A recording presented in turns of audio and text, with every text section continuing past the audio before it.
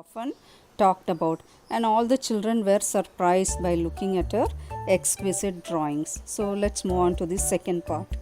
While the class was circling the room, the monitor from the principal's office brought Miss Mason a note.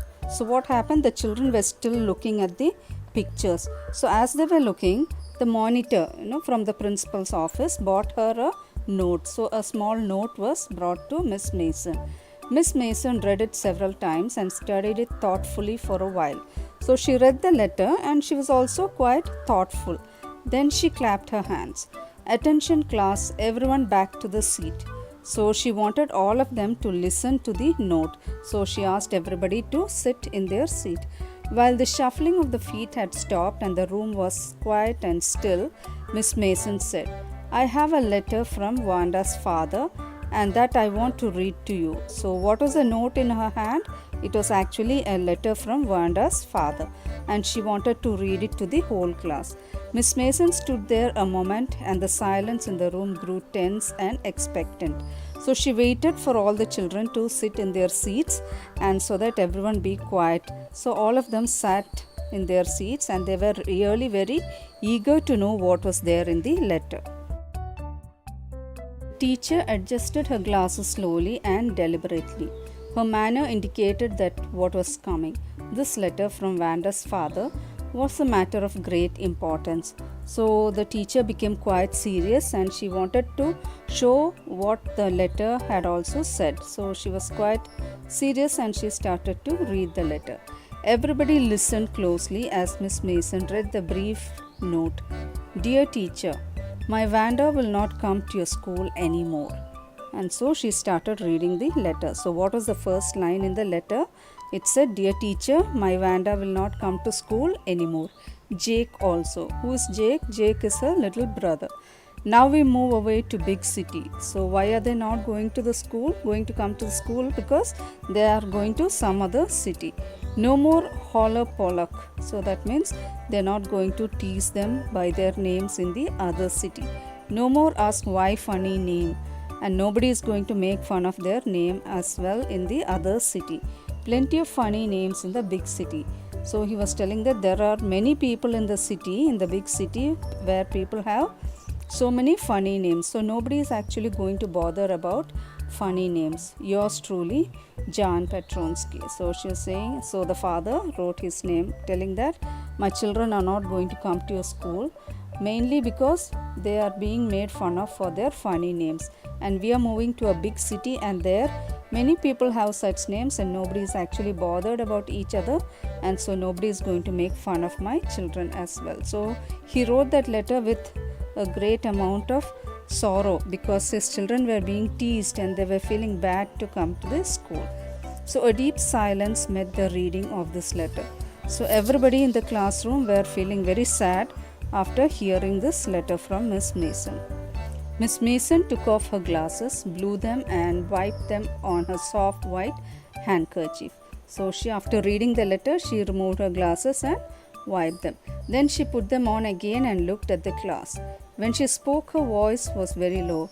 "I'm sure none of the boys and girls in room 13 would purposely and deliberately hurt anyone's feelings because his or her name happened to be long, unfamiliar one." So she was trying to support these children who were sitting in the room also, telling them that "I'm sure that none of you had really made fun of these people because they had a peculiar name or a funny name. I prefer to think that what was said in thoughtlessness." So she's saying that I know all of you did this by mistake. You did not do it purposefully. I know that all of you feel the way I do, that this is a very unfortunate thing to have happened. So she's saying that I am feeling very sad because such a thing has happened, and she's saying that she's also sure that all of them would be feeling sad for Wanda and her brother. Unfortunate and sad both, and I want you all to think about it. So she wants them all to think about what had happened to Wanda and her brother in the school. So the first period was a study period. Maddie tried to prepare her lessons, but she could not put her mind on her work. She had a very sick feeling in the bottom of her stomach. So Maddie, we know what kind of a girl she is. She was also a poor girl. So during the study period, she was not able to study at all. She was feeling very sad and she was not able to concentrate. True, she had not enjoyed listening to Peggy ask Wanda how many dresses she had in her closet, but she said nothing. So when Peggy used to ask questions and make fun of Wanda, but we know that Maddie did not enjoy these questions. She had stood by silently, and that was just as bad as what Peggy had done. So, what she used to do, she used to only stand silently by Peggy's side. But then that is equal to bullying as well, because she's quietly supporting her friend who was making fun of Wanda. Worse, she was a coward. So Maddie is calling herself a coward because she could not speak up against Peggy. At least Peggy hadn't considered they were being mean, but Maddie, had thought that they were doing wrong. So Peggy was thoughtless. She did not think that she was making fun of somebody, but at the same time, Maddie was feeling very bad inside and she knew that what they were doing was really not correct. She could put herself in Vanda's shoes. Goodness, wasn't there anything she could do? If only she could tell Wanda she hadn't meant to hurt her feelings. So she also thought as if she was in Wanda's place, and she knew that how bad Wanda would have felt when they were making fun of her. So she wanted to go and tell sorry to Wanda. So she really wanted to meet Wanda and tell her that how sorry she felt. So she turned around and stole a glance at Peggy, but Peggy did not look up. She seemed to be studying hard. So she looked at Peggy and she saw that Peggy was studying hard and she was not bothered about anything. Well, whether Peggy felt bad or not, Maddie had to do something. She had to find Wanda Petronski. So Maddie had a thought in her mind. She wanted to find out Wanda and go and tell her sorry. And she also thought that whether Peggy will support or not, she herself wanted to go and find Wanda Petronski so that she could tell sorry to her. Maybe she had not yet moved away, so she was thinking that anyway they have written a letter telling that they are going to move out of the city, but then she thought that maybe they still haven't moved yet, so before that she could go and meet Wanda. Maybe Peggy would climb heights with her and they would tell Wanda she had won the contest, that they thought she was smart and the 100 dresses were beautiful. So she also thought that maybe Peggy also will go along with her to Boggins Heights and meet Wanda, and together they would tell her that she had won the contest and that all the 100 dresses she had drawn were really beautiful. So when school was dismissed in the afternoon, Peggy said with pretended casualness, "Hey, let's go and see if that kid has left the town or not." So what happened after the school? Peggy herself very casually told Maddie that she wanted to go and see whether Wanda has left the city or not. So Peggy had the same idea. Maddie glowed.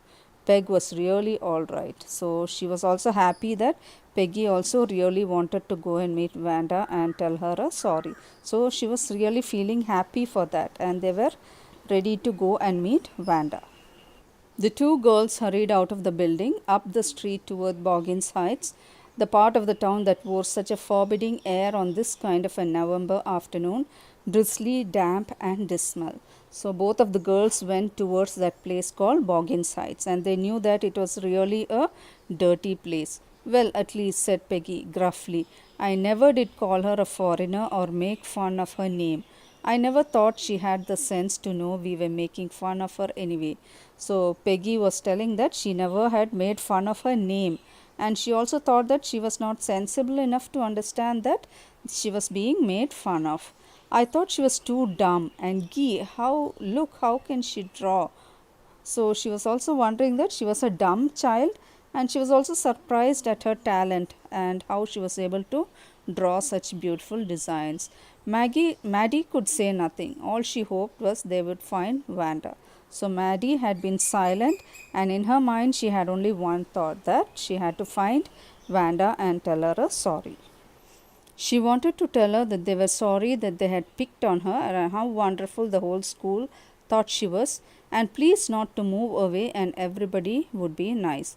So these were the things that she wanted to tell, that she was sorry first for making fun of her, and then the whole school thought that she was a good girl, and they also did not want her to move away from the city, and that they would all behave well from here on.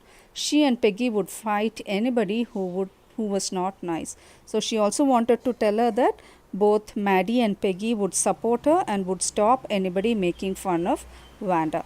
So the two girls hurried on. They hoped to get to the top of the hill before dark, so they thought that they would get to the place before it became dark. I think that's where the Petronskis lived, said Maddie, pointing to a little house. So they found a white house, small house, and they thought that that was Wanda's house. Wisps of old grass struck up here and there along the pathway like thin kittens. So wisps of grass means small bunches of grass were there all along the path to their house. The house and its sparse little yard looked shabby but clean.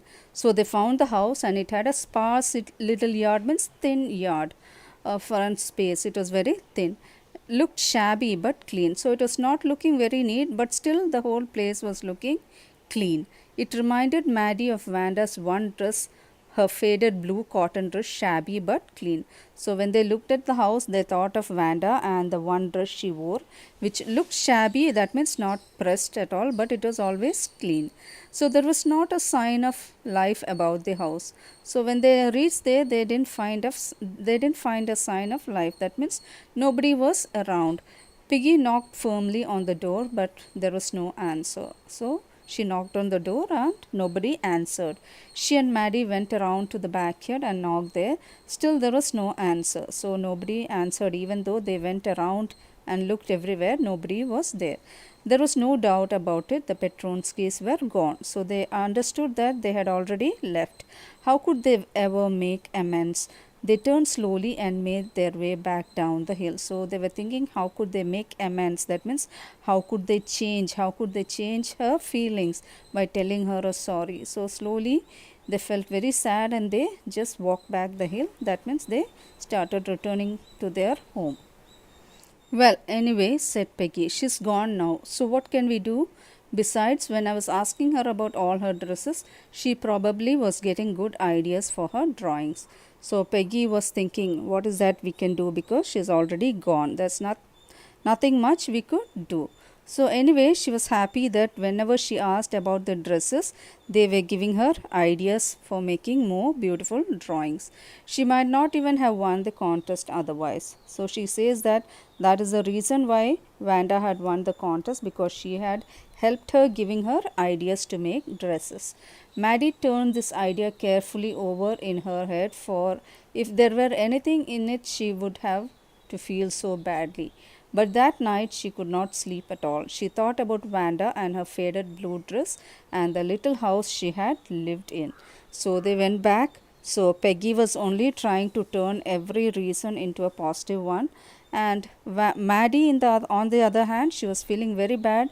She was not able to sleep in the night. She was thinking about Wanda and her dress, and she was also thinking about the little house in which Wanda had lived. And she thought of the glowing picture those 100 dresses made all lined up in the classroom. So she was also thinking about those drawings of dresses that she had made and that were there still in the classroom.